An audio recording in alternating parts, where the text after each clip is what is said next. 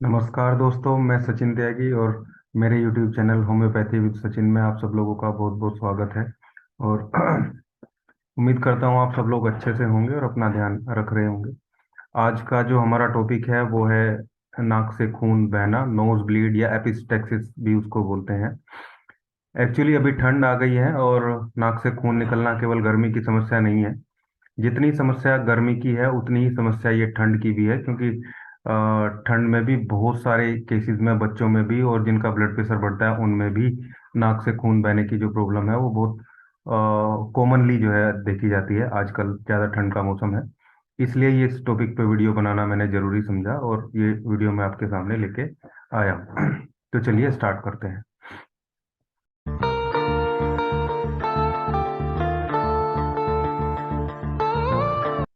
Epistaxis, nose bleed वैसे तो एक बहुत कॉमन सी समस्या है, आम प्रॉब्लम इसको माना जा सकता है। लेकिन आप ये मान के चलिए कि मोस्ट कॉमन इमरजेंसी प्रॉब्लम भी ये कई बार हो सकती है। वो इसलिए मैं बोल रहा हूँ क्योंकि अगर ये किसी ऐसी प्रॉब्लम की वजह से हो रही है जो इमरजेंसी के लिए लेके जाए, जैसे कोई मेजर आर्टरी फट गई है या ब्लड प्रेशर बहुत ज़्यादा हो गया है, या फिर ब्लड जो है वो जीआईटी ट्रैक्ट के थ्रू अंदर पेट में चला गया है, आंत में चला गया है, उसकी वजह से इन्फेक्शन हो सकता है। तो वहाँ पे कई बार ये बहुत बुरी स्थिति भी पैदा कर सकती है। लेकिन फिर भी हमें इसको थोड़ा समझना जरूरी है पहले। जैसे जो हमारा ये पूरी नेजल कैविटी है हमारी, इसमें दो बहुत कॉमन एरिया होते हैं जहाँ पे ये हमें ये नोज ब्लीड जहाँ से होती है। एक एंटीरियर पार्ट होता है जो आगे वाला पार्ट होता है, पोस्टीरियर पार्ट होता है जो पीछे वाला पार्ट होता है। एंटीरियर पार्ट में से ब्लीड हो रही है अगर, तो फिर वो नाक से नीचे निकलेगी। पोस्टीरियर पार्ट में से ब्लीडिंग होगी तो वो पीछे जीआईटी ट्रैक्ट में गले के थ्रू नीचे अंदर चली जाएगी। हालांकि मोस्ट कॉमन जो है वो एंटीरियर जो सेप्टम होता है वहीं से निकल के नीचे नाक से खून निकलने की प्रॉब्लम सामने आती है। इसके कई कारण भी है, क्योंकि बहुत सारी जो आर्टरीज हैं उनकी ब्रांचेज यहाँ इन दोनों जगह से निकलती है, जैसे मैक्सिलरी आर्टरी, जैसे फेशियल आर्टरीज। ठीक है। और जैसे पैलेंटाइन आर्टरीज, इन इन आर्टरीज की जो ब्रांचेज हैं यहाँ पे वो निकलती हैं। जैसे अब इन ब्रांचेस के नाम भी हैं, जैसे एथमोइडल आर्टरीज होती है, anterior ethmoidal artery, posterior ethmoidal artery.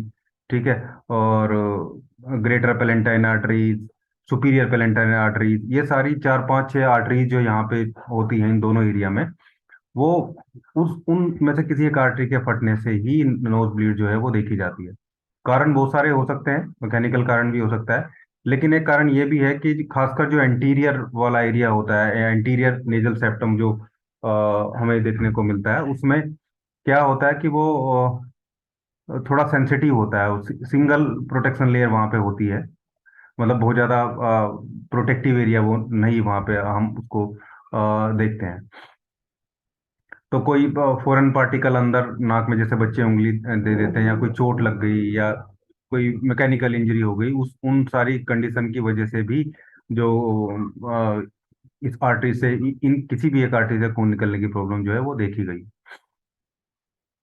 ये कारण इसमें बहुत सारे हो सकते हैं। एनीमिया हो सकता है, विटामिन ए की डेफिशिएंसी, विटामिन सी की डेफिशिएंसी, विटामिन के जो क्लोटिंग फैक्टर के लिए जिम्मेदार होती है उसकी डेफिशिएंसी हो सकती है, कोई लीवर डिजीज हो सकती है, लीवर की प्रॉब्लम की वजह से, हीमोग्लोबिन कम होने की वजह से भी, लो प्लेटलेट होने की वजह से भी। ठीक है। और इसके अलावा बहुत ज़्यादा टेम्परेचर में डिफरेंस हो जाए, एकदम से गर्मी से ठंड में चले गए, ठंड से गर्मी में आ गए। ठीक है। कई सारे लोगों को ऐसे भी ब्लीडिंग देखी गई है, इवन ब्रेन हेमरेज भी देखा गया है, जो नहाते टाइम बाथरूम में, वो सब टेम्परेचर के डिफरेंस की वजह से ही होता है। तो बीपी उनका स्टेबल नहीं रहता है, ऊपर से फिर टेम्परेचर में इतना सारा डिफरेंस क्रिएट हो जाता है। कम और ज्यादा मॉइस्चर की प्रॉब्लम भी, जैसे ड्राई, बहुत ज्यादा ड्राई हो जाए अगर नोज, जैसे जब लू चलती है तो बहुत ज्यादा ड्राइनेस होती है, ठंडी हवाएं चलती हैं सर्दियों में तब बहुत ज्यादा ड्राइनेस हो जाती है, तब भी जो है नोज ब्लीडिंग की प्रॉब्लम देखने को मिलती है। तो ये सारे कारण हो सकते हैं, और इनके लिए फिर टेस्ट भी फिजिशियन अलग अलग कराते हैं, जैसे बीटीसीटी, मतलब जो ब्लड क्लोटिंग क्लोटिंग फैक्टर हो गया। ठीक है। ये सब सारे, चाहे प्लेटलेट का चेक किया जाता है, और इसके अलावा जितने भी क्लोटिंग फैक्टर हैं वो हीमोग्लोबिन का चेक कराया जाता है। इसके अलावा प्रोथ्रोम्बिन का टेस्ट भी, प्रोथ्रोम्बिन टाइम जो होता है खून के जमने का, जो टाइम है, जो प्रोसेस है, ठीक है, PTNR वगैरह, ये सारे टेस्ट करा के, और फिजिशियन बाद में अगर ब्लीडिंग नहीं रुकती है या टेंडेंसी हो गई है तो उन सबसे हम चेक करा लेते हैं कि भाई एक्चुअल में प्रॉब्लम कहाँ है। लेकिन मेन चीज आती है कि भाई इसको होम्योपैथी से कैसे ट्रीट किया जा सकता है। तो होम्योपैथी में बहुत अच्छी मेडिसिन है जो बिना किसी इमरजेंसी के, इवन बहुत बड़ी इमरजेंसी में भी होम्योपैथी मेडिसिन नोज ब्लीड को रोकने की क्षमता रखती है। तो अब बात करते हैं इसका होम्योपैथी में हम क्या ट्रीटमेंट कर सकते हैं। इससे पहले अगर आप लोग चैनल पे नए हैं और अभी तक आपने चैनल को सब्सक्राइब नहीं किया है तो प्लीज एक बार चैनल को सब्सक्राइब जरूर कीजिए। नीचे जो रेड बटन दिया है सब्सक्राइब का, उस पर क्लिक कीजिए। साथ में जो बेल आइकन है उसको भी प्रेस कीजिए ताकि मेरे नए वीडियो के नोटिफिकेशन आपको मिलते रहें। अब इसमें मैं दो तरीके से मेडिसिन बताऊंगा। एक जनरल मेडिसिन है जो सभी ले सकते हैं, इसके अलावा फिर सिम्टोमेटिक तरीके से भी एक कोई मेडिसिन आप लें तो उससे ज़्यादा अच्छे तरीके से ट्रीट होगा और ये हमेशा के लिए ठीक हो जाएगी। तो जो जनरल मेडिकेशन है उसमें एक पेटेंट मेडिसिन आती है, REPL कंपनी की है, REPL 71 ड्रॉप है, और काफ़ी अच्छी मेडिसिन है। कई सारे मेडिसिन इसमें हैं, हेमामिलिस भी है इसमें जो ब्लीडिंग को रोकती है। तो इसकी REPL 71 की 10 10 ड्रॉप, बच्चे हैं तो छोटे बच्चे हैं तो 5 ड्रॉप, बच्चा बड़ा है 10 साल के आसपास का है तो 10 ड्रॉप, और 15 साल से 12 साल से ऊपर के हैं तो फिर 15 ड्रॉप दिन में 3 बार आधे कप पानी में लेनी है। इसके अलावा अगर एनीमिया की कंडीशन है, यह सभी को भी दे सकते हैं, फेरम फोस 6X की 4 4 गोली दिन में 3 बार देनी है। इसके अलावा एक और बहुत इंपॉर्टेंट मदर टिंचर है जो आप सबको दे सकते हैं, वो मिली लोटस का मदर टिंचर है, ये भी सभी को दें 10 10 बूंद दिन में 3 बार उसी मेडिसिन के साथ में। ये 3 मेडिसिन आप सबको दीजिए और इससे जो है ब्लीडिंग की टेंडेंसी कम हो जाएगी, धीरे धीरे ठीक भी हो जाएगी।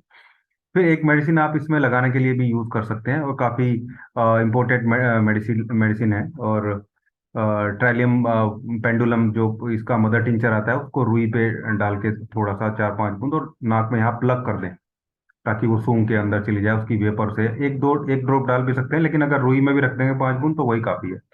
इससे जो है वहाँ पे क्लोटिंग हो जाएगी और एक तरीके से ब्लीडिंग उस पर्टिकुलर टाइम बिंग के लिए रुक जाएगी।